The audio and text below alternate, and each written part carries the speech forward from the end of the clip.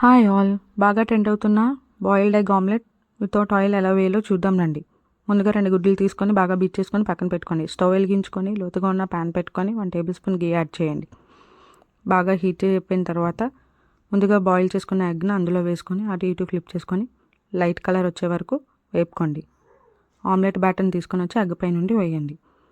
లో ఫ్లేమ్లో కాసేపు ఉడకనివ్వండి. ఉడికిన తర్వాత అందులోని ఉప్పు, కారం, ఆనియన్స్, పచ్చిమిర్చి, టమాటో, కొరియండర్ పౌడర్, జీరా పౌడర్ అవన్నీ వేసుకొని లో ఫ్లేమ్లో మాత్రమే కుక్ చేయండి. హై ఫ్లేమ్ పెడితే మాడిపోతుంది, లోపల ఉడకదు.